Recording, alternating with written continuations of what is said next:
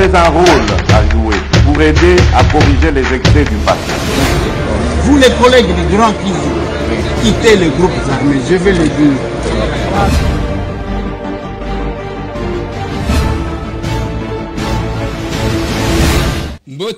Mbote lisusu bandeko nanga bino bandeko oyangai masolona de pité nanosaki bino lobi na lobi lelo kozala émission spéciale parce que nazana invité spécial akoya ko répondre na makambo boko yoka, c'est ça l'avantage otozanango ezaya que ne faut pas babeti masolo tozana Kinshasa mokolo likambo azana Kinshasa mais tozo zanga komemela bino information nakendaka prison ko vérifier makambo ba kidnapper na zongela bino na information lelo tokobeta masolo dépôt ya ba candidature na ba candidat président de la République Mukwege a déposé hier et Martin Fayoulou va déposer Moïse Katumbi ba originaux c'est pour que yaki déjà na Kinshasa je pense que en ce moment il a déjà déposé sa candidature.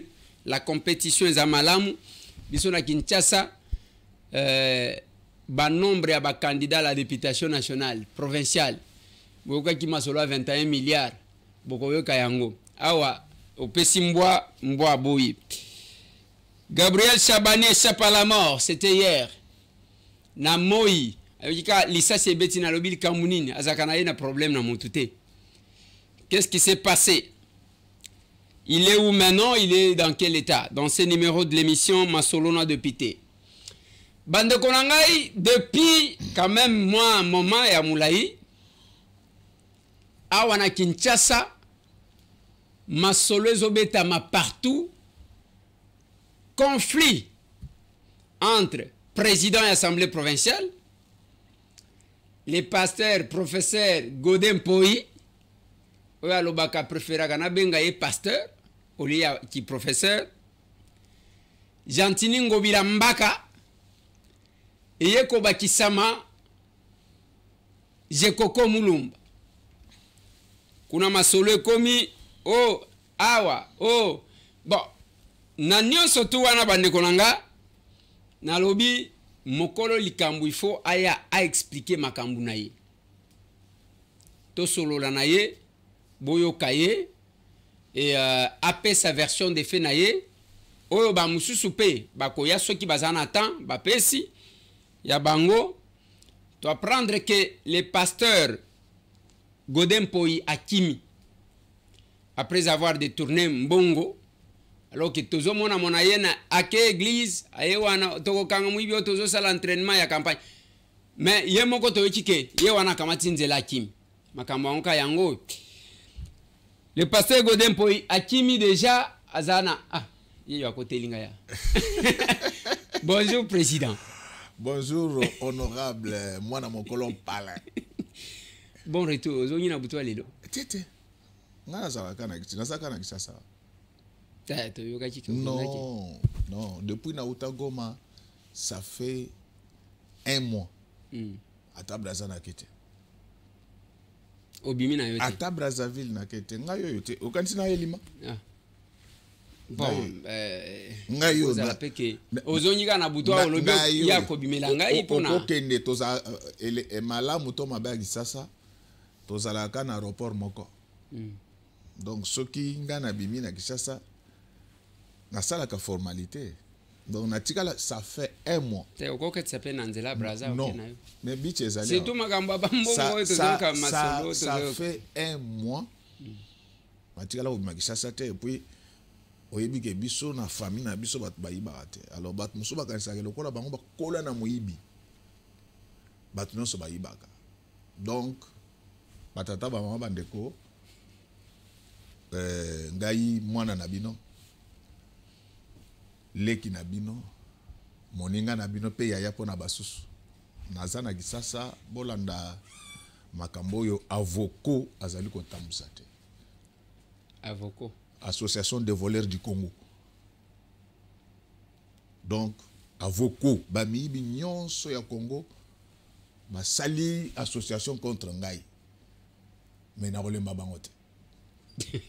Donc basombi basombi ba moi média mosusu ba même ba journaliste ya bien bazali lokola honorable Eliezer parce que mikolo ba pesi mbongo partout ke ngai na koleka na média moko te ba yibinga na ba na ba communicateur ya ngai merci na ba o mi bale wo botikali fidèle merci nzamba pambula bino menga moko na spécialiste à com donc makambo yo boyoki ya ke pasteur Godé ayibi mbongo lokota monene na famille na biso bayiba te ezali avoko donc avoko avoko association de voleurs du Congo nde bakota musa makambo lokota wana ngayo Lilo, est-ce que vous êtes fier na benga yo pasteur avec tout ce que nous apprenons sur na ko benga yo liso pasteur na fier nyonso na lole so nyonso Angana yembeliona komisiona sanzalio papa nanga yawe ezitinda mo pepe Moibi na nyoka na teya na nyeteya Teya mibi tika nyoka Teya mibi bande volée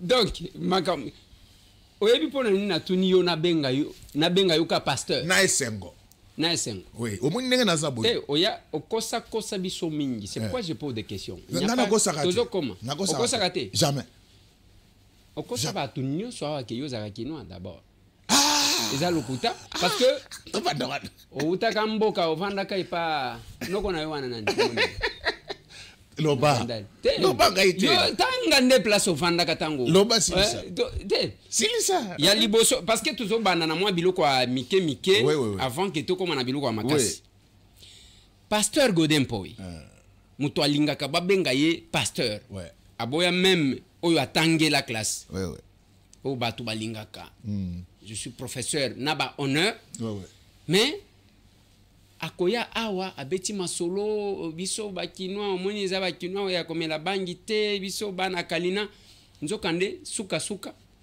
oza yangwe lokola nga d'abord merci ngai so okoti na Google obeti Godé Mpoyi okomona bakomi place nga na botama mais loko fo yeba parce que lingo memanga na banzela ona kotaka te mena répondre na motuna na yo ngai nazaka kinoa te ngande mutu na sala bato akoma ba kinoa zo comprendre c'est-à-dire zo comprendre la nanga d'abord na koyi biso ke ngana tika na famille na biso na tika la kozana noko major te tous mes oncles ce sont les Mukoka tous mes oncles ce sont les Mukoka ngalinga koloba makambo na te meloko lo tuni ngai soki na lobi ke papa na nga azaki mozwi na kosi mais soki pe na lobi ke papa na nga aki malole na kosi déjà en 1970 papa na nga azaki comptable d'état et donc ngai na âge à 14 ans nazaki na chambre na salon privé na bureau na ndako tata na ngai donc nde moi détail na pesio chambre ngo wana nani ozaki na ngwapi nakananga tolo bata na nini na Chimbu te mais photo eba comme manga na zela wana te nazo mema yo na zela wana te nous avons besoin d'une clarification parce que comme benga te mosali na nzambe mozo ya kokosa bato omoni netinga ngana utamboka j'ai dit à tout le monde que je suis l'unique villageois l'ambassadeur plénipotentiaire ya ba village oui la ndanga est-ce qu'on peut permettre de répondre oui et ça problème à niveau d'études na éviter s'il y a des gens qui disent ça ce que c'est le niveau qui est très faible bande kona biso ba kenda Paris to benga bango ba parisien ba bota wana Paris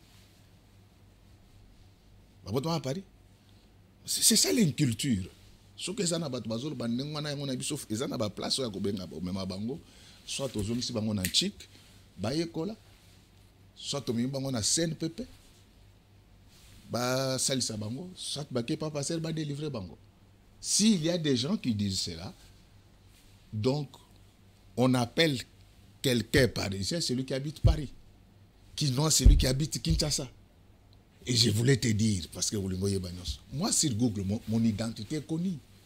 Sur Google, moi je suis né dans un hôpital américain, à Bibanga. Pourquoi? Parce que ma mère était malade. Et d'ailleurs, maman n'a tout le monde mi colonios. Alubina bana n'a pas soka yom trampoter en boka. Nabibanga. Docteur Martin. Dans un hôpital américain. Oui. Donc, tant qu'on a ganga à Paris, na hôpital américain, donc na kena hôpital on a botama. Oui. Et donc, il y a docteur Martin Katambois qui est le doyen. Parce que moi, mon père fut un évêque protestant. Et les protestants avaient un grand hôpital à Bibanga. Ouais. Ma mère était tellement malade. D'ailleurs, maman n'a pas eu de temps. Et je me retrouve à l'hôpital. Ah, Godéwani. À nous qui m'ont entouré là comme ça. Ça change quoi. Et puis, ceux qui battent le Bakandengwana, et ça cause un Congo. Au monde Namboka Nabisoyo, Banaba militaire, Banaba fonctionnaire. Natango Moutou, Banaba vendre Sika Mokote. Vous comprenez? Oui, il est tout grand Gogali lo adondo. Anabana botawana kananga. Pourquoi? Parce que Nathan wana ba fonctionnaire à qualité bazaki mingi na Congo te. Les fonctionnaires étaient recherchés ba tambulango. Bon so na botamina mboka yelsu. Non, c'est parce que c'est parce que yoko sabato que landanga yoza kinois. Alors que outana landanga yi. Comme manga na zela na te. C'est l'imbécilité, la stupidité. Ce que zo vanda na Paris, ba bengo parisien. Et puis ngai ça fait ça la sengo ça na mutlo ko langa. Biso tala comme manga na biso to sala histoire na mbogo. Donc yo ko ye bangate parce que na Kinshasa to zana ba kino ya famille mibale. Famille ya bazoba na famille ya bazebi. To kutana wapi? Tokutana wapi? Soki nga nazovanda na Ngaliema yo vanda na Kalamu. Tokutana wapi? Soki na stade. Te vanda na Bandal. Soki na stade. Te vanda na Bandal. Ko l'excellenta na mama. Vanda na Bandal et puis landangai Simba Boye. Simba Boye soki na lobi ke tata na ngaza azaki mozui na kosi. Soki pe na lobi ke tata na ngaza azaki malole na kosi. Quand on te dit que mon père était comptable d'État en 1970, ça dit tout. Mais ton dit maintenant que ndenge yo zolo bana ke na vanda ke pa no kona biso. No kwa ngazano kona bino.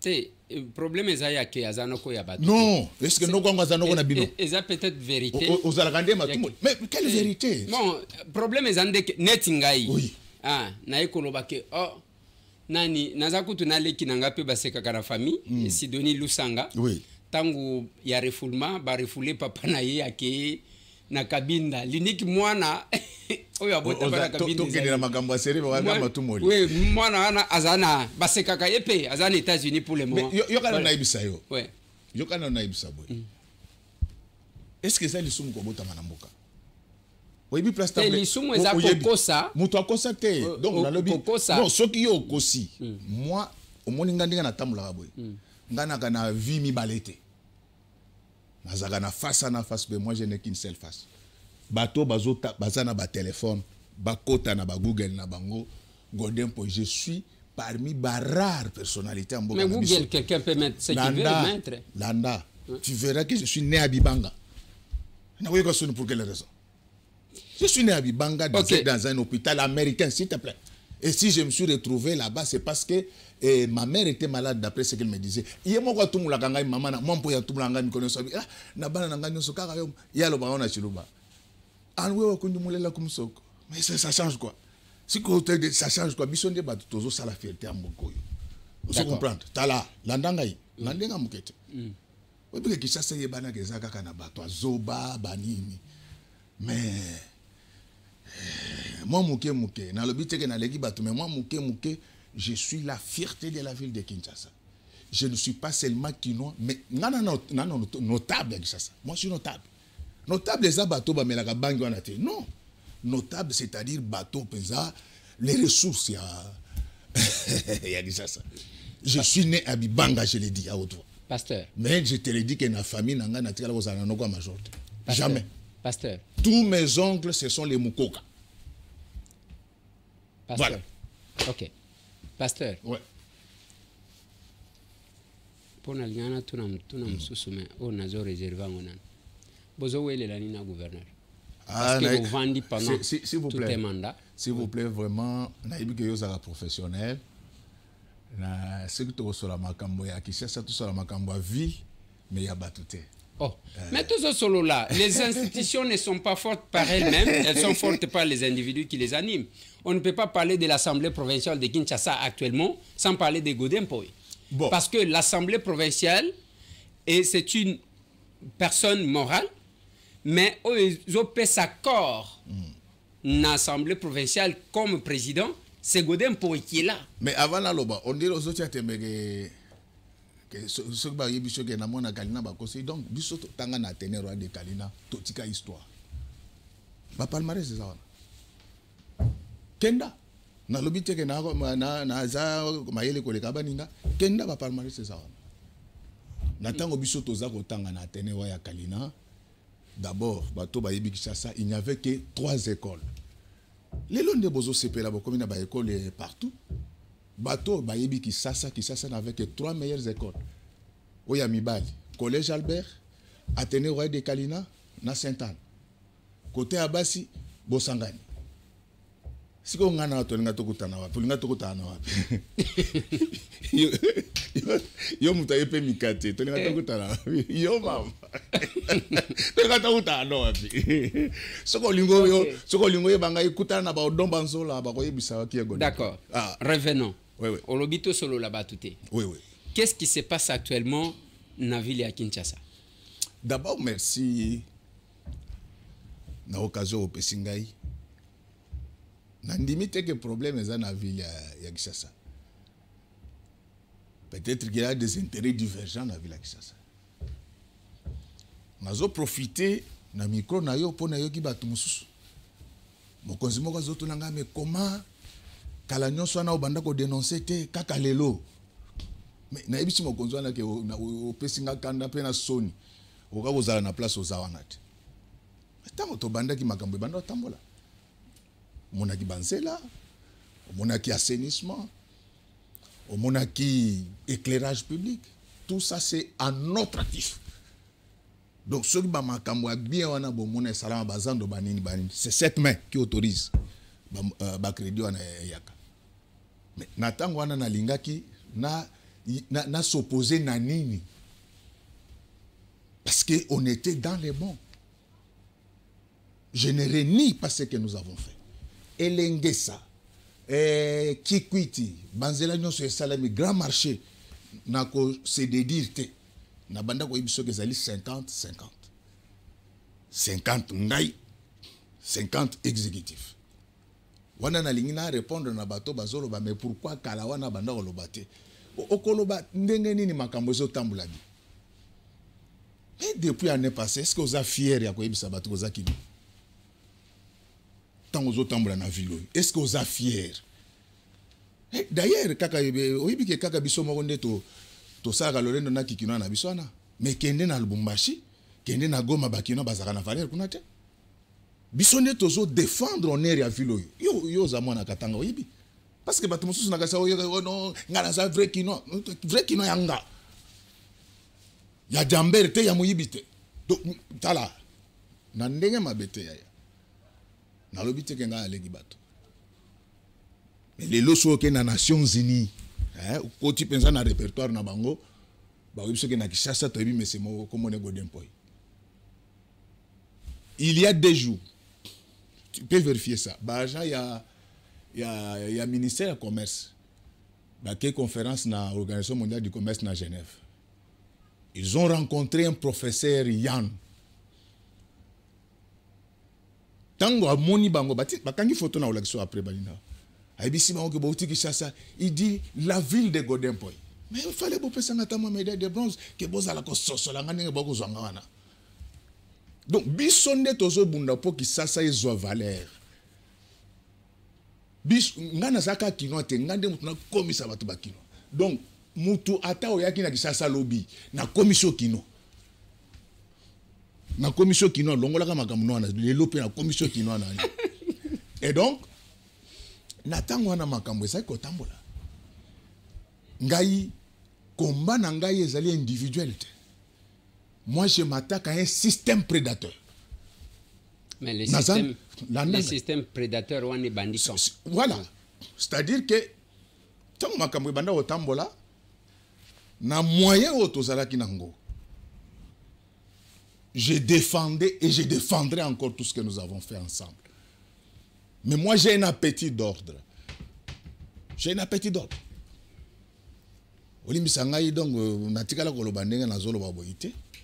Moi, je suis un citoyen du monde. Tout n'a pas fonctionnaire, on n'a pas directeur, il y a ministère du commerce. Et ces profs-là, suisses, les a dit que si nous respectons ces messieurs-là, alors que soit gâté le cola mwana muke, n'y a zomo na boye, je suis quand même une marque déposée. Alors, to salaki to bandi musala malamu, batutu ba félicité. Du coup, fin il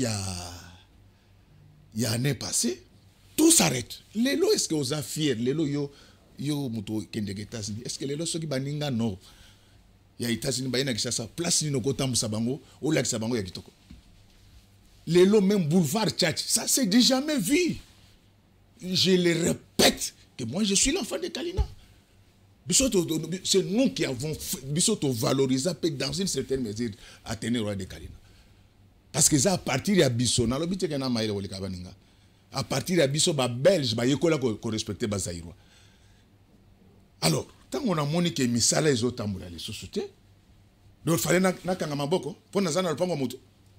Moi je suis un monsieur, ngai naza lokola ba politicien ou ba yakité, to ibeni nga to yak na assemblée wana. Na politicien wa ko lenga liboso $100. Naza nanga mobola, mais na kiteti nanga siko. Tant on a moni que makambo ezo tambola les sous malamu te. Mais je ne peux jamais être l'avocat des causes perdues. Ko gérer mboka ezali ko gérer milimo batu. Oui bi batu boni bazoko fana mama yem parce que batu bazo ibambo aspirine ezate. Oui bi batu boni lelo mabale kufi. Les fonctionnaires basali plus de 26 mois bazo futamate. Les ministres n'en parlons pas. Et nous on doit croiser les bras. Non, je te dis combat nangai ezali contre individualité. Je m'oppose à un système. Et non, mais les systèmes n'existent pas sans individu. Oui. Talaka moi mikolo mikeo lokola ba sombi batu nyonso oyo. Bako selanga makambo. Oh godé boye. C'est ce système là que je combats. Moi je ne vise pas les individus. Bako seloni. Ni nyango balobi alukuta. Mais yo yebisika ke balobi na yibi mbongo. Oui mais ce n'est pas que na ibisio. Tout le monde actuellement, Bazolo Bakeza fuite en avant. Godem Poi, Nenga Zawana a détourné Mbongo. Pour preuve, rentrée parlementaire, Oyo Salemi, Bisoto Genagi na assemblée Kunati, Toke Kunato Lati, Yo, au vent de ceux qui ont salé la Kango Zaki Kobata Mawapi. Mais Nini Salaki Keo Kende, couvrir. Très bonne question. Oui. Honorable Eliezer, Assemblée provinciale à Kinshasa, c'est le premier organe à Vilo. Rentrée parlementaire et ça la maca de manière solennelle. Tout ça là qui le 15 septembre on a parlé du peuple. Au moins les 27, nous avons écrit à la ville, comme d'habitude, pour être bâti dans moyen. Et budget parce que dotation na biso yakate. C'est ce qui fait que ceux qui tozali na activité on prévient bati na bambongo wana. Les documents existent. Les 27 a commis. Mais avant les 27 déjà Kester na biso azaki déjà ko sensibiliser bato ba mobiliser mbongo que bobo ça n'était que rentrer zali. Faut archifo. Papier piano. Na ko répondre yo. Faut archifo. Donc la biso éducation to saka nango tala. Complice na yo. Jamais. Jamais. Soki et piana baini et piana yiba mbongo te. Ba yebise piana ke kosela gode makambo. Et puis on a tout ni bango lobi mais boso tindanga na koselo makam. Na moni loko asala kate mutu ana depuis tozali awata 1000 francs atikala ko songote. Vous savez que moi je ne connais même pas le nom de mon comptable. Je ne connais même pas son bureau. Tango epia na yelobi que vraiment tâche bopé singai na koko kate. Mais wana epia na banda bombela ngai batu bazaki na bango ne bako yebisa ngai. Nde balobi ne traître. Epia na za epa na yawa na lingwala. Na assemblée provinciale ata un franc et limoité. Donc papa, na doit no ba millions ezalaki to yibate to ko yibaka ka. On est allé j'ai ba miyibi. C'est les voleurs qui crient aux voleurs. To ke na ba qui na li fobo. Alors, nazonga na makambo ouverture assemblée. Tozeli mbongo ezoyate. Ti na 20h22. Oui, bien que ils ont rentré solennel, il faut bosser la invitation, la police, banini. Tous un groupe nabiso. Il y a bureau et pas ito. Des fois tu échanges à cas, ce qui moyen kokuta na mbala moko ezate. Je posais la question dans ce groupe. Est-ce que Bozumbongo, il était 20h22. On a date ni. Le 29. Ouais. Donc c'est-à-dire que l'objet n'a pas d'ouverture. Alors j'ai dit, comme il en est ainsi, nous allons ouvrir la plénière par un communiqué. Sur les 4 membres qui étaient qui participaient à la réunion, 3 ont voté pour. C'est étayé, c'est documenté, les preuves sont là. C'est à ce titre-là que les preuves sont là. Pasteur, il y a commis na yom maïli. Bon, dans aux les preuves sont là. Ouais. Moi, je doute parce que au bimisa qui makambo il y a ko désavoué ceux qui membres il y a gouvernement provincial, quelques membres au signé OK ko falsifier ko copier ba signature et puis il y a ko zongela yo lokota. Vous allez nasil ça étape il y a c'est n'importe quel avocat association de voleurs du Congo. Ils achètent tout le monde. Si on a si ça na plénière bon on a kota na makambo ya ba ministre. Ouais. Moi na kolo lupango. Makambo nazolo ba c'est documenté. Na yebi ke lelo ba ba koma na système ya koanga na engagement na bango mais na mitema na bango epai ba vandi. Ba yebete ya alo ba vérité. Je fais les communiqués. Et nous n'avons pas été la seule assemblée. Presque toutes les assemblées. Et même clôture, il y a session passée. Et ça, on peut communiquer. Pourquoi cette fois-ci, ça devait être... ça devait surprendre les gens. Ouverture, il y a session assemblée provinciale. Et ça est prévu dans la loi portant principe fondamentaux de libre administration des provinces, à son article 16. C'est-à-dire que bossa la cérémonie, bossa la tête, la session s'ouvre automatiquement. On a formalisé seulement avec la...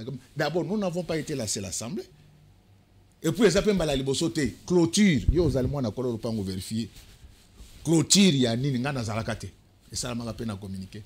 Pourquoi agitation ça? Oh, il y a session, il y a mars. Oui, quand même, il y a mars. Et on attend au Kimaki, au Kosi malade.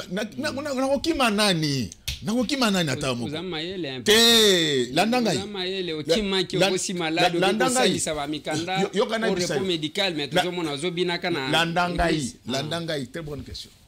Moi, il y a des choses que je ne fais pas dans ma vie. C'est mentir, voler, prendre les femmes, je ne fais pas des choses comme ça. Demandez à mon assistant Joël, demandez à mes médecins traitants, que ce soit à l'hôpital américain de Paris, que ce soit à Johannesburg. Les jours où la situation s'est aggravée en Afrique du Sud, j'avais parlé pendant plus de 8 heures. Et j'ai fait un malaise. Et même mon assistant Joël qui était avec moi, il avait trop peur. Donc, ce qui...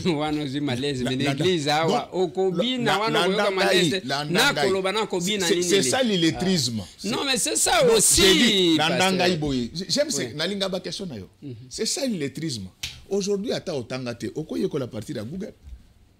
Na sengi na bandeko bazo talawana notamment c'était Tino. Kota na Google, okoma repos intellectuel. C'est ça l'illettrisme. Le problème est qu'il y a des gens qui pensent dans ce pays que ce qu'ils ne connaissent pas n'existe pas. Je sortais d'un grand atelier à Paris Dauphine. Je suis rentré, je ne m'étais pas reposé. Je suis allé animer une conférence économique en Afrique du Sud. Donc j'avais développé un surménage. Donc les repos intellectuels ne veut pas dire qu'il faut aller au Lalika Mikolonyoso. Les repos intellectuels veut dire qu'il faut s'éloigner de toute activité stressante. C'est ça l'illettrisme. Maintenant na Google bande ko nanga iboni bisangai lelo honorable azotu mulanga mingi bino batu bozana banda kuna bino bokota na Google bokoma repos intellectuel ngolo bani parce que aujourd'hui problème est ça niveau ya bato niveau très faible ngana lobite ke ngana ma ile koleka église stressaka landanga yi non église stressaka d'abord est-ce que mabonze kokota to ekotate d'abord ba frère wana ba yeba tout stress non c'est-à-dire que problème to élever débat oui bina mboka na États-Unis bazobenga biso lelo na koloba qualificatif ante parce que soit ngai donc to élever débat et loko yo yebite ko kanisa te ke zalakate na yebite so ki c'était tino yango parce que on doit éduquer les gens. Hein? Ouais. Oui, au PC, il y a Gotanga. Oui, dès qu'on joue, attends un repos intellectuel, c'est ce que ça veut dire. C'est de l'illettrisme. Entre-temps, tu évolues. Aujourd'hui, le problème est ça. Mais tous les bougres envahissent inutilement les médias au Congo. Donc, repos intellectuel, ce n'est pas ce que c'est dit là. Je dis bien, c'est s'abstenir de toute activité stressante.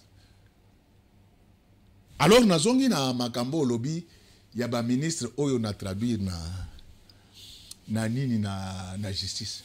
Honorable. Mboka na biso eza na avenir te. Il faut au bon de la mingi pe to sensibiliser population makasi. Le 15 septembre. D'après le règlement intérieur na biso, 15 jours avant ouverture de la session, président, il faut convoquer conférence de présidents pour tout préparer, calendrier. Il y a session. Ça y attend parce qu'il y a beaucoup d'ignards qui polluent inutilement l'air de Kinshasa. Et il s'agit inutilement. Hein? Voilà. Vous allez nous excuser. Oui. Oh, le point intellectuel. Et Kimi. Donc, ils ont dit c'est bon, je vois. Repos mental. Non, repos intellectuel. Continuez, oui, continue. C'est le repos mental. Non, il fallait mettre le repos intellectuel. Ouais. Bon, le repos intellectuel, comme ça, tout ce qui s'en va les lois. Parce que non, on n'a pas été élevé comme ça. Au début, Kokosa, il faut aux parents. Oui. Bêta un repos intellectuel comme ça, cette racaille va comprendre ce que ça veut dire. Cette broutille et cette négraille.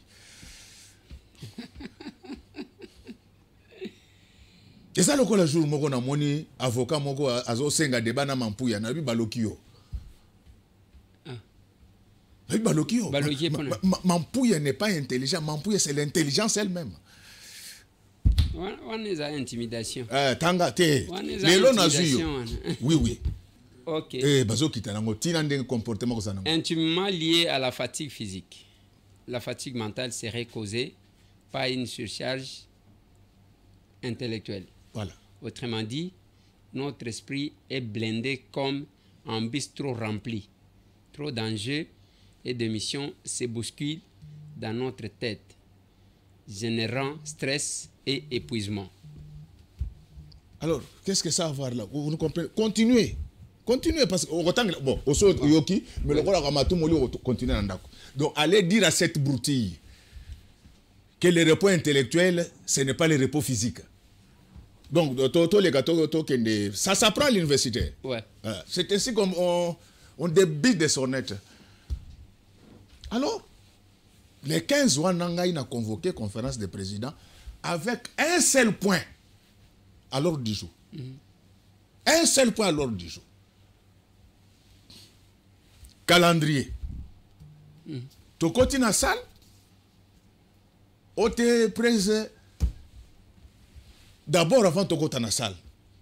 Parmi bao banda ofinganga na media moko na bango yewana abandi kolela na bureau limbisanga na ebelo na zo kata ya lingite. Mais je suis surpris qu'Azape parmi bateau bazo continue ko finanga tilelo. Wana député ou bien Aza député? Mais député. Membre ya bureau to membre. Tété. Ah. Tika makambo. Mais c'est que yaki a komba ba makambo. Donc na lobby boyi. Oui. Pour mon genre ya bateau ça nango. To koti na assemblée ngai na lobby to saka na point moko. Bango lobby te presse depuis okenda bafuta kabisote. Tango zalaki ozaki soko ningisi bafuti biso mais depuis okenda mais ça doit être la conférence de président. Dandangai. Oui. Tango zalaki ozaki soko ningisi ba payer biso mais depuis okenda tozo rien. Même pe session extraordinaire ba petaki biso mbongo to longola yo ba pese biso ka la moitié. Une grande violation du règlement intérieur. Natuni bango siko bolingi nini bino boso bengana ngai déjà. Ote loko les abo il faut to longola batu nyonso oyo bazo mobiliser bambongo. Na ebisi bango ke bino bozalaka liboso na ngai liloba mususu soki boke epai mususu maloba mususu bo signer bino nyonso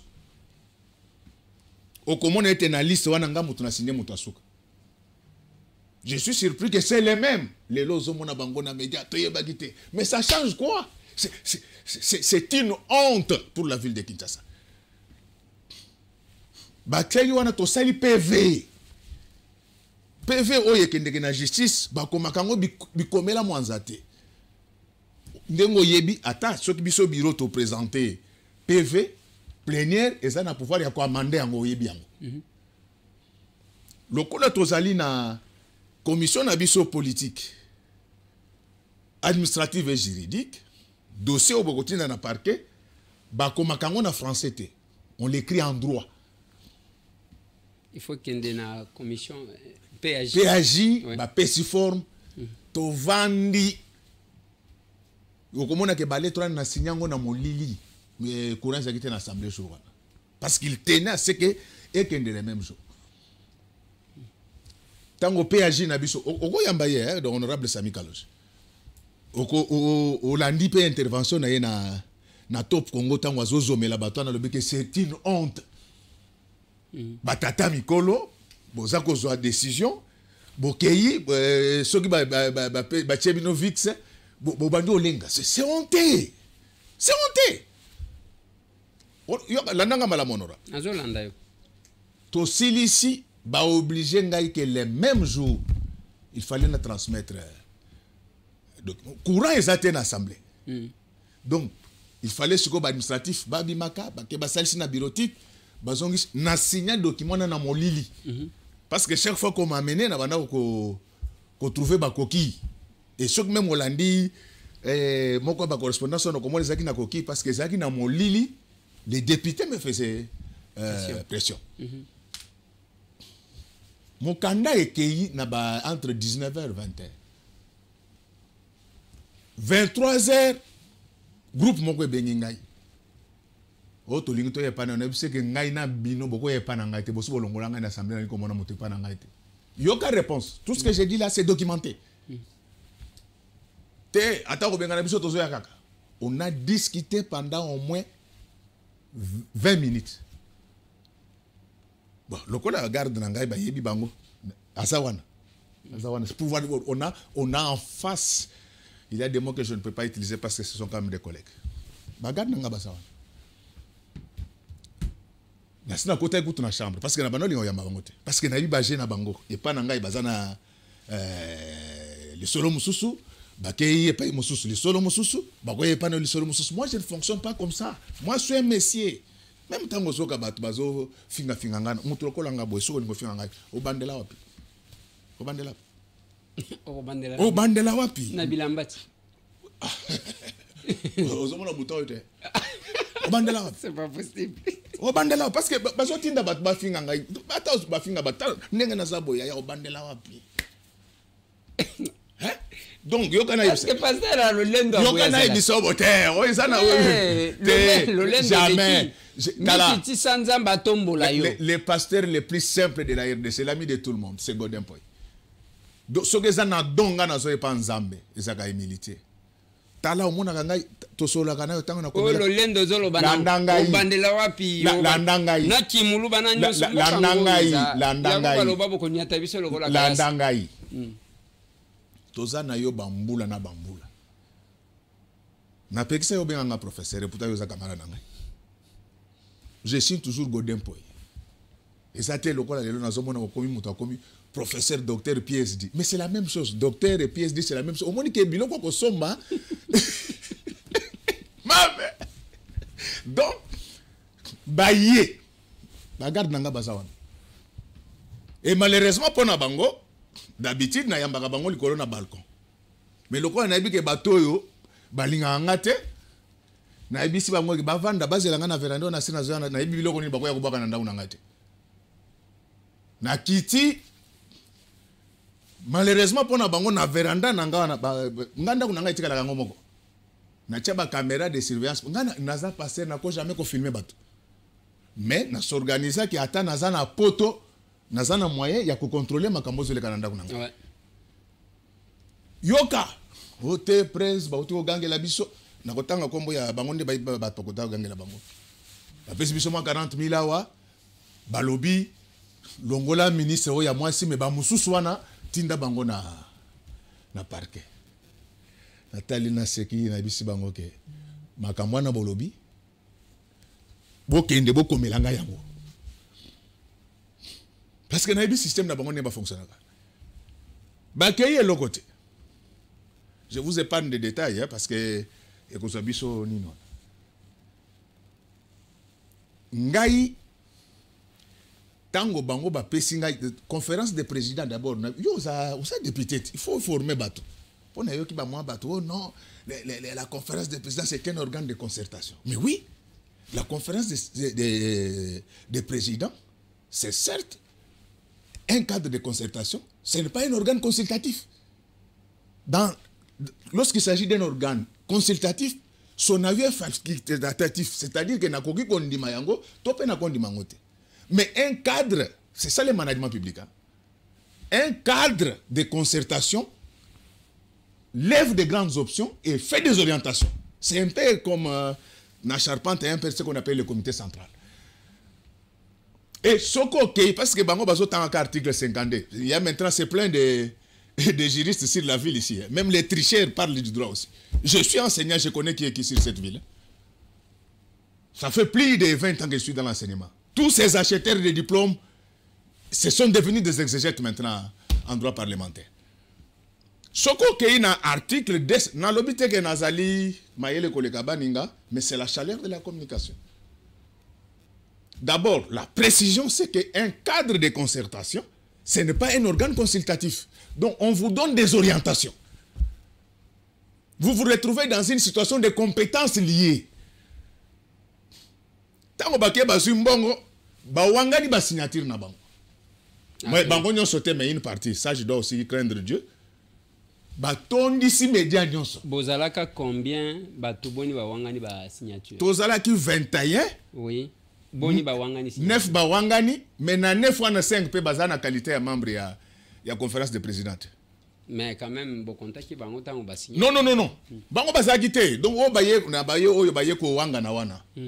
4 nde bazalaki na biso mais 5 mususu wana bazana qualité te oyo yebite ndenge zalaka pona bozala membre de la conférence des présidents.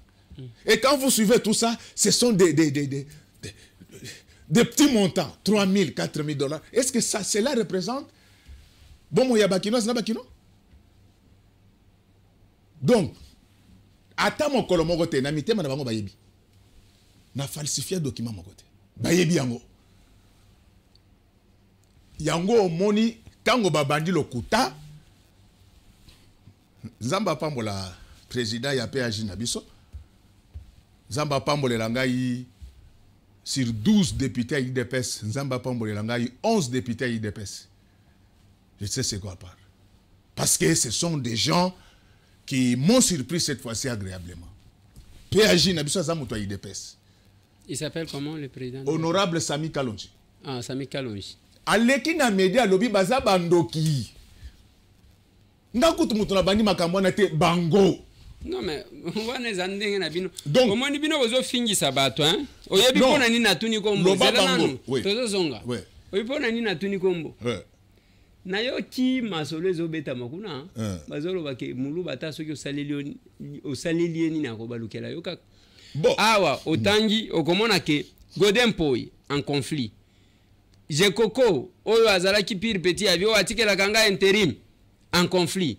Lelo mutozo pesa na tuni kombo ezapamba te. Sami Kalonji yoka izaka ba Kalonji, ba Mpoi, ba Mulumba ainsi de suite. C'est du tribalisme et la solidarité. D'abord aux alliés qu'on déplacer débat. Oh, nazo déplacer débat na fongola kika moi parenthèse wana. Oui. Kolanda ezali ba argument ba mi bisoki ba yibi mbongo ba bandu comme na tribu même Kalonji wana. Ye moto banda combattre nga atangela nga motion. Kalonji wana ozoloba. Azaki muluba te. Te ngana mona mbozi. Non. Oui. Ça a commencé avec Kalonji. Kalonji wana moto afinga nga mingi na media. Wana boloba kite. Tango VPM que je salue tango VPM Peter Kazali tango zanabiso. Tango zako bondisanga na azaki muluba te. Et je préfère vous dire quelque chose parce que on a mono lingo me mabiso na babiloko moko ya terre à terre mais na yebi kozo salango po opinion ezo vérité.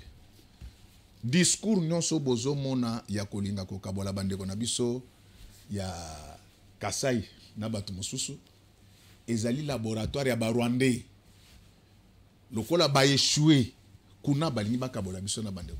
Nazo peso exemple landanga yi. Non, landanga yi na le Rwanda partout.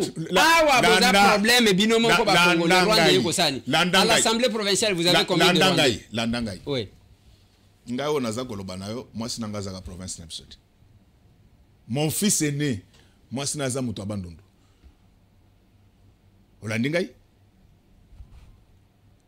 Koko nanga liboso tata na yaza muto Congo central.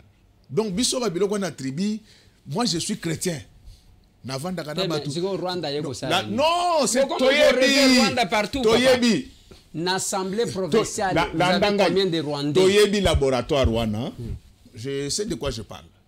Donc vous voulez dire que yo et pas na yo ozakana ba Rwandais au bomba? Non, je n'ai pas dit ça. Non. On n'a pas dit ça. On n'a pas dit ça. J'ai dit tout simplement que Tolina lingana pe sa biso ba Congolais, il faut tolingana. Biso wana Kishasa, biso ba tutokoli wana Kishasa, masananga. Omuningande na zaboyi. Donc soko okei na ba famille pia.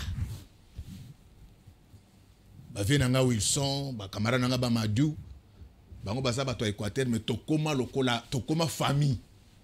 Bango ba kotaka na makambo famille na biso, pse tokotaka na famille na bino. Moi je suis chrétien avant d'être pasteur.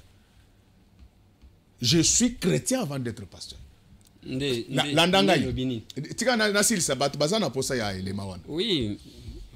Na yebisi bango, moi je ne fonctionne pas comme ça. 2 jours après, les mêmes personnes au Basenga qui kena kangisa ba ministre, ba wangani ba signature na bango. Alors, avec de telles personnes, tu vois ce que ça représente. Dieu merci. Quand on joue na muto combattant ngai. Mais cette fois-ci, na yebi eloko na zotindelo intervention na Top Congo parce que ça lui est passé. Ces gens-là vivent du mensonge. Quelle intervention a été? Nako bengo ko pesa ngape numéro na. Dans son pesa yo. Oui. Donc les gens ne vivent que du mensonge. Na yo ki mutu moko zo bisanga ke ba yebisi bino ke ba sombela nganda. Otaranga bien. Otalinga vraiment bien. Naza mo bola mais keti na ndenge nanga. Nga ba parler nanga tout ça na ba certificat. Okomuna ndako moko te. Na o bazolo bana na somba. Na tango bato na tango ngana za déjà politicien ngana utana balabala te, je suis directeur des douanes, je suis consultant aux Nations Unies, donc on est abagé ya bana mike meto longa na babilo kwa parce que je voulais insister parce que lelo tozo yeba danger o tozo parcourir ba paya ba Rwandais ba monter labo ba lingba tombola tribalisme poto kabona to kabona te tokokabona te nga nazoyebisa yo ke muluba mongala mokongo moswahili toabana tata moko oyebi ke yo ndenge meme tozalaka na yebaka province d'origine na yo te mais ozalaka mutu na ngai toswanaka toyokanaka nalingi na préciser parce que nayokaki lokuta moko oh non bayokani po baloba ce que j'ai dit là je jure sur mon honneur et ce que j'ai dit là les très hauts me regardent, mon père m'entend de sa tombe. Na mokolo moko te ngai VPM Peter vice-gouverneur Jekoko Tovanda Toloba ke tolingi tolongola mutu. Jamais. Je jure sur mon honneur. Je ne vous demande pas de me croire. Alors, le problème c'est que baninga nanga ba député nyoso bazaka mabete. Mais bazo manipuler bango na makambo lokuta.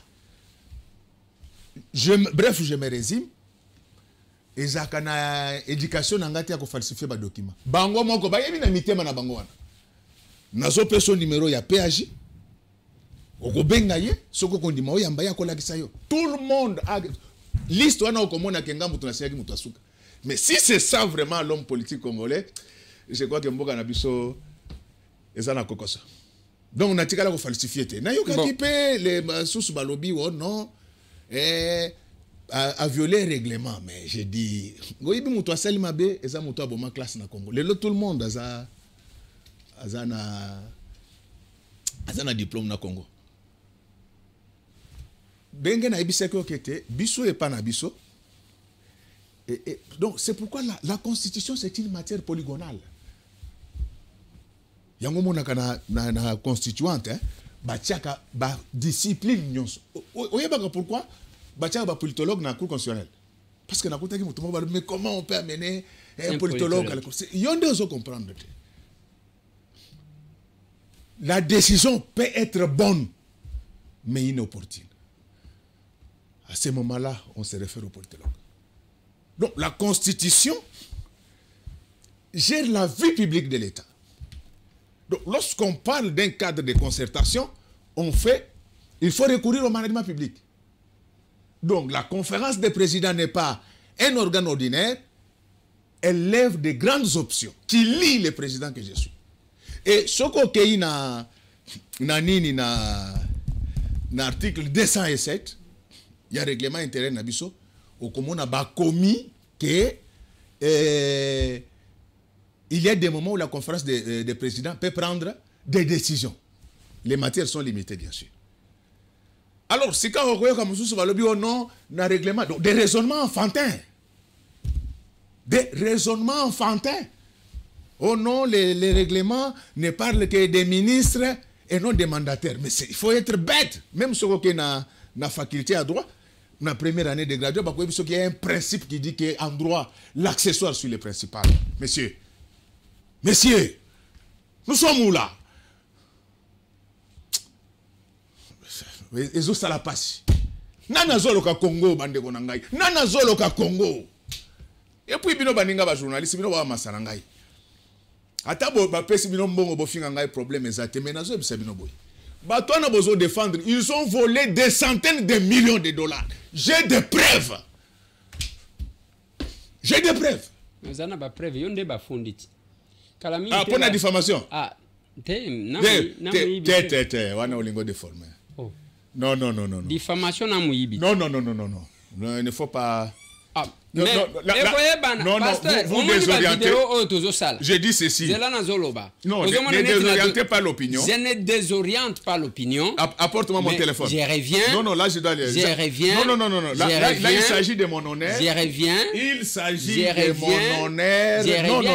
Non. Ba vidéo otozo sala na yo. Pasteur Godempoi. Landa ezotikala. Mukolo tokomona yo olatinenga na lataka na prison. Non, s'il te plaît. S'il te plaît, président. S'il te plaît, honorable. Babandi, bon, bah fait. Non, s'il vous plaît, honorable. Oui. Donc il va de mon honneur, ça je ne peux pas laisser passer. Oui. Allez-y. Même si on a des problèmes, na kogi koko c'est la batule kambo bango basalité. La plainte est là. Oui. On dit que j'ai diffamé la ville. La plainte est là. pesanga kasi plainte tutanga parce que C'est là. namoni nengo boyeli yango de Non, non, non, faut na boya. Parce qu'il ne faut pas continuer à entretenir les. Mais nano yo quitté que oyibaki mongo kimi. Jamais, par là. jamais, jamais. C'est ce que nous apprenons. Jamais. Mbongo nini saka na assemblée mutu akoyiba. Eza nde babiloko bamiyiba na bazo inventer. Ngai soki nga mokolo ngai soki nga na yibaki mbongo mais nde basala marche na nzela oyo. Eza makambo lokuta. Ba député bazana arriéré à combien? Nga mutu afutaka ba député te papa pardon. Eza société na ngai te. Te na ligne na yeba. Pardon, pardon.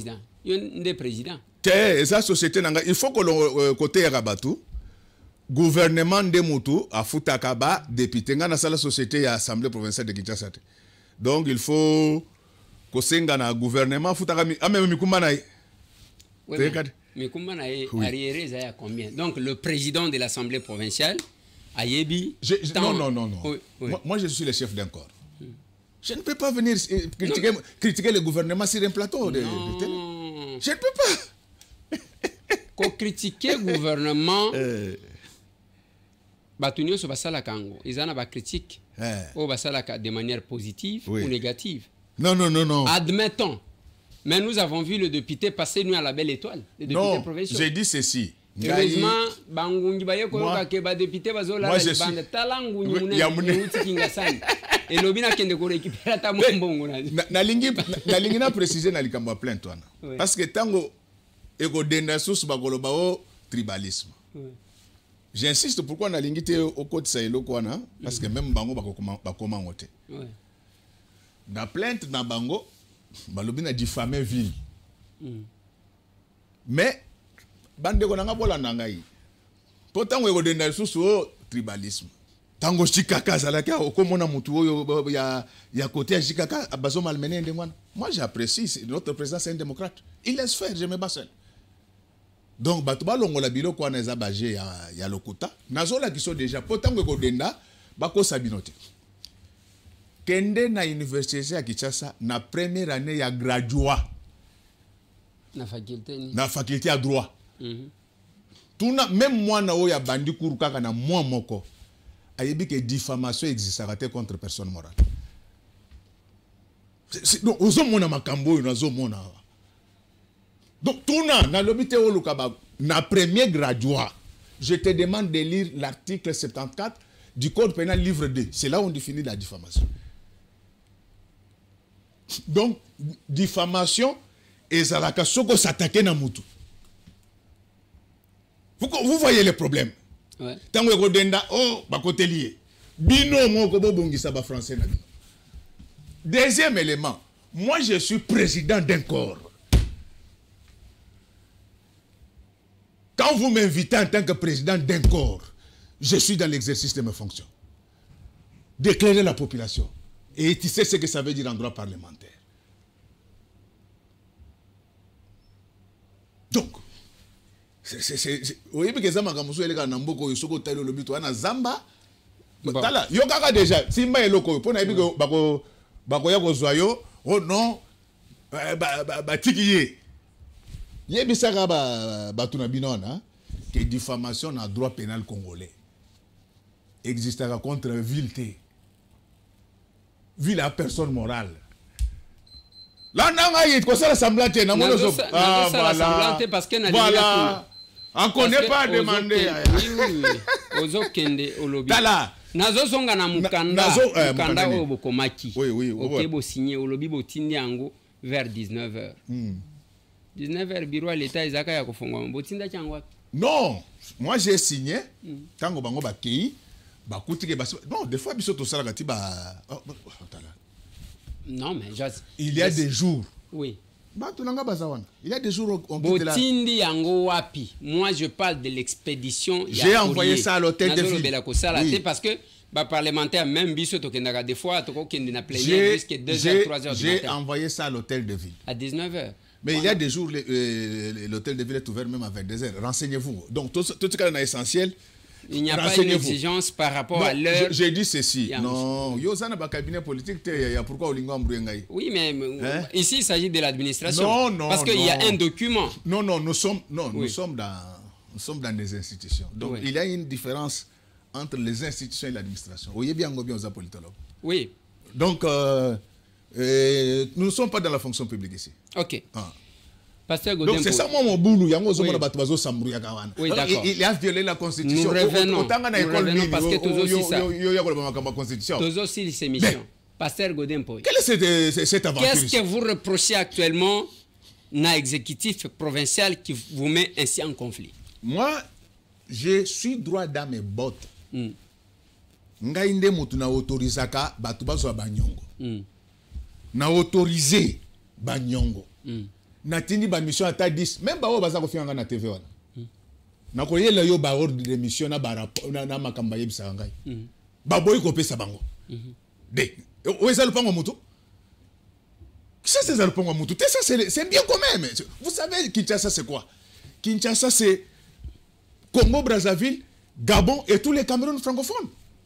Nous gérons l'avenir de plus de 17 millions d'habitants. Nous ne devons pas nous comporter de manière folklorique. Je reviens sur ma question. Oui. Pasteur Godempo, vous avez reproché à l'exécutif. C'est clair. Parce que aussi ces missions. Justification à Banyongo na autorisé. Oui. 2. Fausse pièce comptable dans la régie financière. 3. Compte parallèle.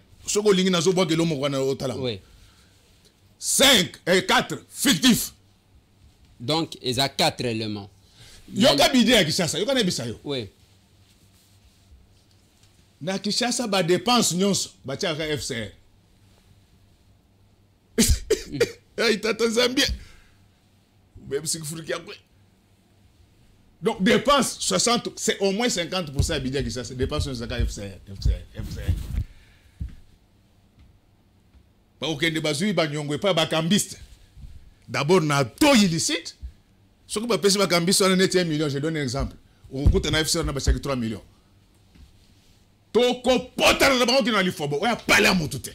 Je ne m'attaque à personne, je m'attaque au système. Non, mais le système n'existe pas. Non, oui, ça pas la moto. Ce sont les personnes. Oui. Quand dans hôtel de ville, ma balle a battu Koufi. Va bimisi bat na bandako. On paye les gens par $160. Et moi, j'ai été élu pourquoi? J'ai été élu pourquoi? Tala, au moins, il faut pas battre au cancer. Tu vas t'endomboloter, tu vas gérer l'avenir de bateau. Mutobangi samuninga wasate. Na ibike bazui batu ke bakobeta nga massage. Mais aussi mbate. Mon colonel ko zo batu na bango bazo. Et puis bino ba policier. Enfin, ce ne sont pas des policiers, ce sont des bandits, pardon. Donc, narcotika te. Banakin. Naza na Kishasa mutako sabinote ke akini. Nazo ataya franc ya mutute. Bayebi yango. Ezande avoko kangaka association de voleurs du Congo. Ne ba tondisi mediawa. Ba compte parallèle aux Olobel. Naza na moko kanga sikawa. Oui, na ibi ngondeni. Parce que bozo tunanga ba près. Tant on a moni que recette ezo matati. J'ai réuni tous les chefs de division à Villa Kishasa. Kende, vous allez voir comment les comptes parallèles sont bien assis là. Pendant ce temps, il y a des fonctionnaires il y a ville. Et nous, on doit se taire. Pourquoi j'ai été élu? Non, enfin. Pasteur Godempo. Pasteur Godempo. Pardon, vraiment. La Fukama. Loba parce que ngana na makila Lumumba, nana makila Mzee Laurent Désiré Kabila, nana makila Etienne Tshisekedi wa Mulumba. Mutu akobangisa nga wazate. Mutu akobangisa yo wazate. Mais omoni fois passé, oyaki kakabo. Ouais. Tolobi olobi ba compte parallèle ngana kozonga simate. Na pokwa yo wana soki batindela ki opé 40 000, OK réconciliation. J'ai vu un mensonge. Mensonge parce que j'ai vu un mensonge. Même tenu un mensonge. Est-ce que vous pesa ngata? Oui, nazo pesa yo temps. Parce que nasima awa nengo zobi maboyo que le la réconciliation. Non. Faut archivo réconcilier salamate. Oui. Mokolo ngo na oteke pana yo. Na vandi ba député wana même ata ba lukelinga lelo po na mwa chweke na makambo lokuta baza ko yebisa bango. Bango ne ba pona ngai. Donc na cause la teka makambo nyonso bango bazo senga ngai na boyi. Na vandi nazaki na ba makambo na ngai. moko ba député aya yebisinga boye ndenge bozali boye ezali lokola na ndako papa na mama bazoswana tozoyeba epa ya kokenda te tosalisi réunion ya biso ba député eza plénière te tolingi boya toyoka mutu moko na moko ça n'a jamais été une réunion de conciliation. Donc il ne faut pas nous comprendre parce que bato bazana ba information biso tozana moto mais to mona bozo pesa na mbote après nazana vidéo one après bobeta maboko yo moko lobi enregistré OK bobeti maboko ça existe non, pasteur non j'ai dit ceci cette réunion là c'est ça léger il faut y que réunion wana ndé nazo bisayo yebisanga ka que za bakolade ya barusi na ba américain devant la caméra. Non, ils peuvent baser bakolade. Je t'ai dit ceci. Je peux tout dire. Ba député na bango nde bato ba votanga. Moko na bango na kotanga kombo na yete. Aye komona ngai alobi ke lelo tolingi to kutana na binomi balé. Poto yeba eloko nini bozo wela. Naza quand même nzambete pour ngana boya makamno so bato basoloba. Donc c'était l'essence de pasteur. Là vous ne sentez pas que le problème c'est un problème individuel. Non. Comment le député parce que netibiso tozana biloko to reprochaka na ba membre gouvernement. L'initiative par exemple ya okwe sa ministre de l'économie, c'est venu de député. Oui. Mais maintenant ba député bazoloba ke tolingi toyeba bozo wele la nini. Mais quand je pose la question au pasteur Godempoui, yonango bilabozo wele la nini. Tengana linga kotang kombo abatute. Le député na banyango le loté. Na lobby jamais au tikala de ngana sana média ça fait plus de 20 ans. Ouais. Natanga kombo abatute. Oui, mokolo na kotanga kombo ya mutu. Mais sikoyo bango ba lobby que tolingi to vandi sabino. Eza elimate. Ce n'est pas le bureau de l'Assemblée et le gouvernorat. Ce n'est pas l'Assemblée et l'exécutif. Non. Ce sont deux individus. Ou même ba député va constater que bazana problème. Boya bo vanda toye ba bo wele la kanine. Non, il n'y a pas de problème privé. Donc parce que ba bengaki pour tango bazana ngai nazaki na version o yangai. Tango pe ba kendege pa mususu ba lobi bazo trouver version contraire. Mais la vérité c'est que plupart ya ba député ba yebisa nga que ozana raison sur toute la ligne. Même les ministres. Mais comprendre biso tozo battre la panga na biso. Voilà. OK, lelo okope sa Mike Mukeba a raison. Parce que Mukeba a commencé le combat depuis longtemps. Je voulais vous dire ceci. Ngai na tanga ba combat batute au permettre ngana répondre yo. Répondre. Ndenge naza boy kolanda ndenge batu balobaka te que non Godé muto azako protéger batu kuna. Bandeko mingo yo monaki bazako sala makelele tango wana. Bazaki koyana ba règlement en violation question orale en violation ya règlement ba mususu na kati na bangwane akoya boye na caméra akotisi question orale dès que ba cameraman ba keba yo au presse collectionner borwana te lobby na poko koyoka ke bakuta ina bureau d'échange na mutwana. Moi je ne peux pas cautionner des motions alimentaires, ce sont des choses différentes. Pasteur. Par contre, mabe na biso na mboka na biso balobaka makambo ya mabe. Na lekisa motion ya DG ya Fonac. Ba image ezali. Okomona ndenge ba même bato na babanda ko sala makelele ba bimisa biso ridicule. Donc batu nyonso ba kotisa ba question orale. Ezali conforme na mobeko eleka pe ba salarien. OK. Moi, je n'ai ko protéger mon tout, mais baninga ndeba banda ko respecter règlement intérieur. Vous vous rendez compte que on a connu un cas comme ça. Auteur de question orale, il y a moi qui est notifié destinataire. Yo ça député. Donc ngana ndi makaka. Po bino bo finga bat. OK. Tala, muto ko sangaza tala toyebani. Nous savons qui est qui. Ba motion alimentaire na tikala ko legisangote. Et même, Pasteur. Je vais te surprendre. Oui. Au-delà de ce que vous voyez là, mais on m'a amené un document contre ceux qui me vilipendent. Mais comme ça violait la loi, j'ai rejeté ça. C'était à ma faveur. Donc moi, il y a des choses, j'ai fait des choses auxquelles je crois. OK. Na beaucoup c'est pour la yaya. Ozo komisa ba réalisation nabino. Oui. Mais ozo zo appelé marché central loutier. Marché si là. bato bazoyoka yo na ndako Non, vraiment ntango bazoyoka yo oyebi la kanda nanga ozopesa bato la nanga yi Ah. kouta na uti Goma bagarde nanga baza wana première sortie na kendeki na zamba tous les grosses œuvres c'est pas comme les gens disent toutes les grosses œuvres non c'est tous les grosses œuvres sont déjà terminées donc ce qu'on attend na komema yo alors nga na yebi ke travaux ya finition des wakata mingi na tuni ba chinois na à peu près 4 fois. Est-ce que vous êtes sûr que na juin et na novembre tokozwazando ba yebi singai j'ai posé cette question à 3 reprises mais eloko na ko yebi soke ba gros œuvre et c'est sili nga moko nazaki na tamboli na zano oui oya na plateau awa naloba na yo ke Kinshasa ezokufa ondima te erwana za okufa zelaka site te erwana eza okufa nakobimisa ba image na biso non erwana kisasa okufa te avenue Kasavubu kota mutu ke okolega te naloba na yo inondation oyo ezalaki kosalema na cité na Kalina bisika bino bokola awa okende mbula soki eye awa komona ndenge ezotonda ondima yango te nazopesa réponse nazopesa réponse boye tango biso tozotanga na tenero ya la Kalina ba famille banda kovanda na Gombe te c'est ça la vraie histoire ya Kinshasa ouais bato babetela kabino ba masolo ba Kinshasa na balaka ça peut ba place ba parler na bango bazalaka na tangwana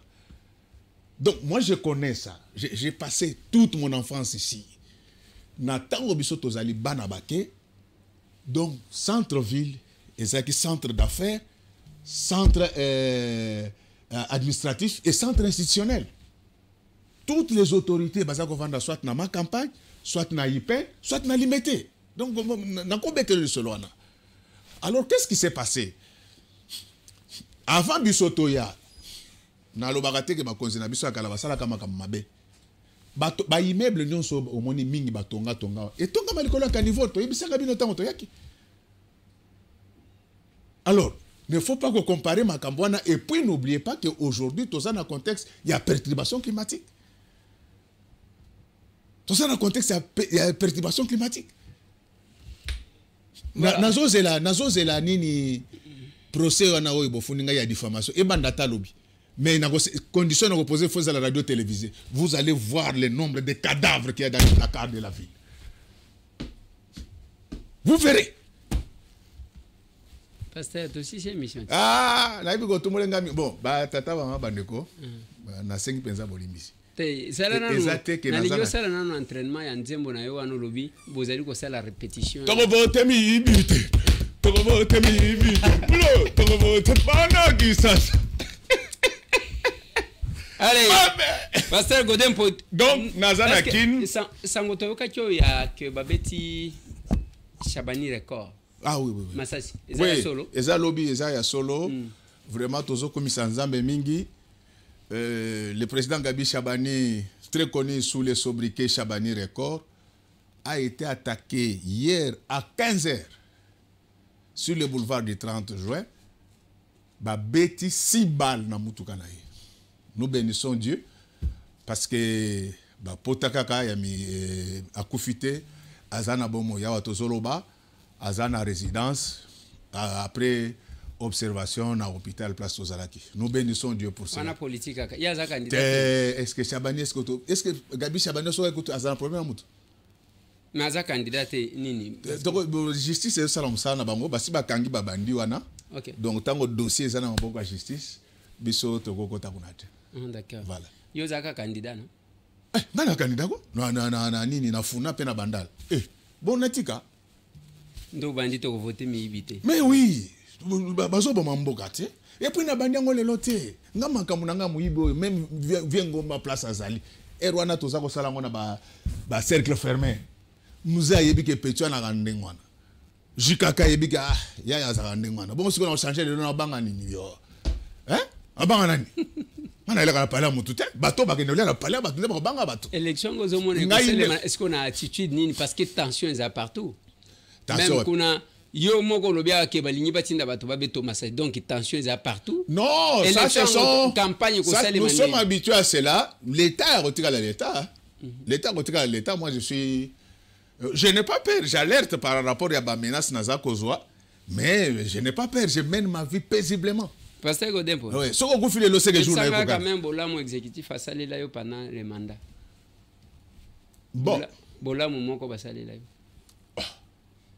Bon, bah, en tout cas, oza liboso télévision. Na ka liboso TV ta liboso nzambe. Ngana senga batumbongo te na se contacta ta banda ko futa biso. Na oba banda futa ba. Exact l'état muto afuta. Oui, privé ça. Bon, moi je ne peux pas dire aujourd'hui que si on m'a payé, c'est grâce à Sama, c'est grâce à Ni. J'ai dit bien, privé exact. Ozata likambute basonga yo. Non, mais je ne dois pas dire. Likamba privé, t'es papa. Non. Mais tango banda ko tshela nga ba motion. Et on a tous qui ensemble, je ne peux pas na koneya ngote. Wana ba tsheba motion ba sauver yo. Oui. Après au baluki. Non, na baluki je suis cohérent. Donc, tu es OK, je suis OK. Tu n'es pas OK, je suis pas OK. Donc, natango wana nazaki ko soutenir parce que ça marchait. Si aujourd'hui makambo na sengi solution ebimi bambongo ezongi assainissement et zongi. Mais je veux continuer à me poser à quoi? Depuis que ça a commencé, yo sali ma bête, yo sali kamalamu. Pardon? Yo sali ma bête. Mais la gisa ma bien on a salate. OK. Tala caméra yango. Yango na tala. Caméra wana otali ozo s'adresser na bao bazo landa biso. Ouais. Oye bisa bango mo aliloba moko oye kotikala bato ba retenir par rapport à la situation actuelle tozali ko vivre na Kinshasa oye koza la lokola la vérité de Godempo. Bon, la vérité à Godempo ezali que na moi makelele oyo boyoki na Kinshasa yambo nga mutu na memango na media te. Bato ba memango na media ba yebani. Yami balé na sana conflit privé na mutu moko te. Na sana na conflit na système ya mabe. Oye koti depuis fin ya année passée. To bandaki malam. Mais soki botali ata lelo bino moko bomoni ke mais tozo sa sunde to banda salate.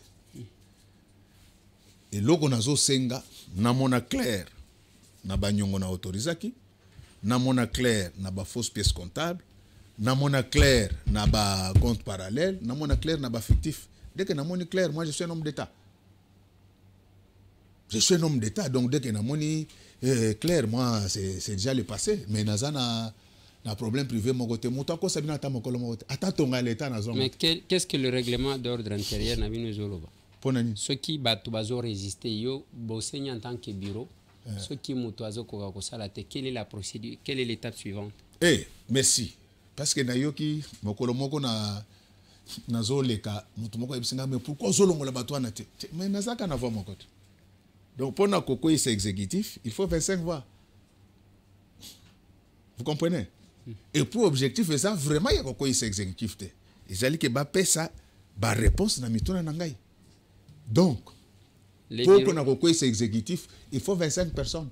Les bureaux ne peuvent pas initier une action judiciaire contre. Il y a un nationalité ba a toujours ba dossier déjà na parquet. Mais sauf que avec ba to ba yaki ko retirer ba signature na bango. Parce que UGF azolo bani. Moi je ne travaille pas à l'UGF, il faut que nous tourna. Mais tozo tuna te papa, tozo contrôler kaka parce que to yebi makambu nengo zolo bela ba détournement. Ndenge ngape nazo belela kana yoki que 450 millions de dollars dépensés pour le jeu de la francophonie.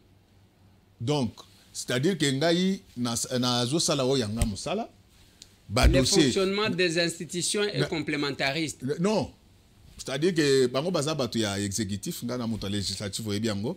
Tous en séparation à pouvoir.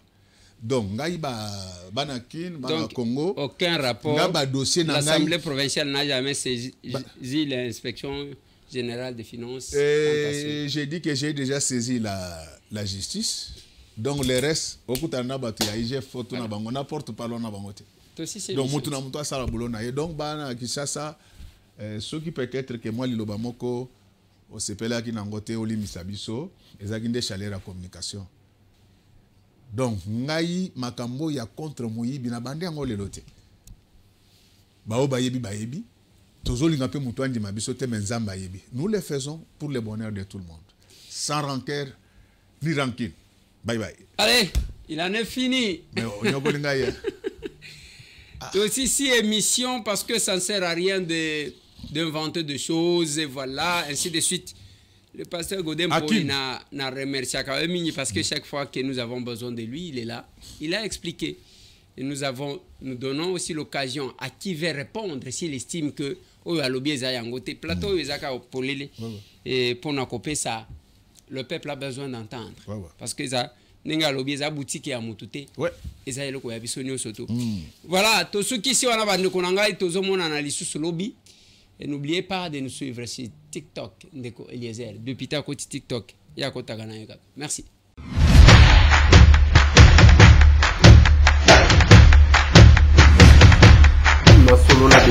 Honorables députés et sénateurs, vous avez un rôle à jouer pour aider à corriger les excès du passé. Vous les collègues des grands qui quittez les groupes armés, je vais le dire.